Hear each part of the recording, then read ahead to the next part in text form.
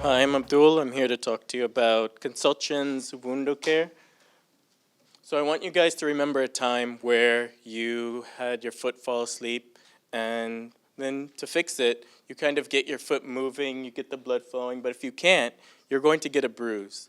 And that bruise is going to turn into a sore, and that sore is going to go all the way down to your bone. So 1 in 3 people staying in a hospital long term will get a pressure ulcer. And it's going to cost on average $7,000 to treat. The sad thing is 95% of them are preventable. So that's why we're developing Wound Care. What it does is it takes the pressure data and it takes temperature data, and then our AI combines them with the patient's information to predict if the patient is going to get a pressure ulcer and help the caregiver prevent that before it happens. So when we looked at it, there was lots of pressure relief on the market, but we couldn't understand why there's actually way more money spent on treating pressure ulcers than there are even on preventing them. So looking at the competitive landscape, it was huge. But why is the UK still spending $2.1 billion on pressure ulcer treatment? Not pressure ulcer like pressure relief, but treatment. So we asked nurses and doctors what's going on, and they told us that the price needs to be below $1,000 for wide distribution. So a lot of these pressure ulcers are because people are slipping through the cracks. So with our innovative technology and our business model, we can get below that price. And also we talked to them, and they said that they need temperature, and they need something that they can have that it will monitor all the beds. But actually, the competitors don't do that.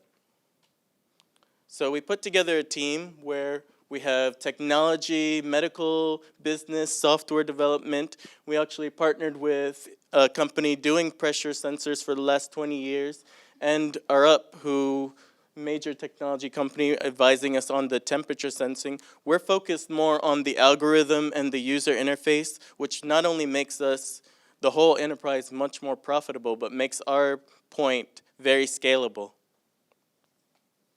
So we're seeking $400,000 for our initial regulatory and getting our prototype tested. And we're just trying to stop pressure ulcers.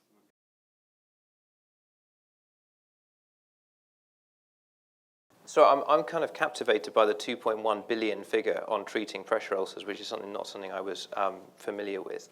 I mean, is this known to health services as a really big? Published in their guidelines. Sorry, as in, like, is this problem like really big in the public eye? This is something that people want a cheaper solution for to treating.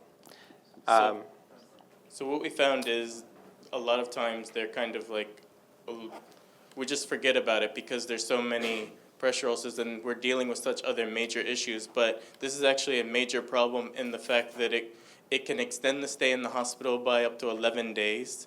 It can cause other complications, which if you're already sick, you're twice as likely to die if you have a pressure ulcer, which I didn't know that before I even started this. I see. So the increased cost, is that because the stay is longer, or is it because of what needs to be treated? It's because the stay is longer, and it's also because now you have to spend more time with the nurses, changing bandages, checking on those wounds, doing things that they shouldn't have had to be doing. Okay, and the unique selling point of what you're doing, sorry, it was a little bit fast on some of the slides. So our unique selling point is our technology and our business model. Our long-term strategy, I was trying to get under 3 minutes, but our long-term business strategy is that we want to have wide distribution. We don't just want a high-end pressure monitoring device that's going to cost around $22,000, which some of our competitors do that are similar to us. But we want, actually our main goal, below 1,000, but really I want to get down to below 500 pounds. So 100 pounds, I can put it in every bed in your hospital. And if I can do that by scaling up, having larger distribution, then the innovative part with our technology, no one's doing temperature sensing.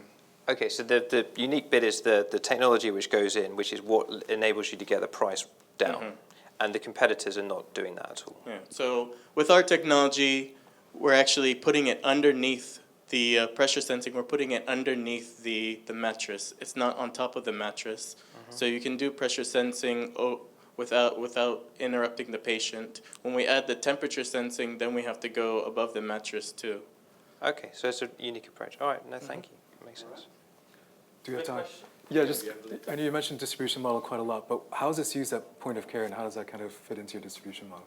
So point of care, we're trying to create like a connected hub. So one caregiver can have a tablet and can look at all their different patients and monitor them. And then using that hub, we can then start putting in other apps, so other applications down the road, and we can start distributing more medical apps in the future. So that's our long-term goal, is to then be the connected device in private hospitals, nursing homes, and then eventually like government hospitals. So really our device is our stepping stone to get into that.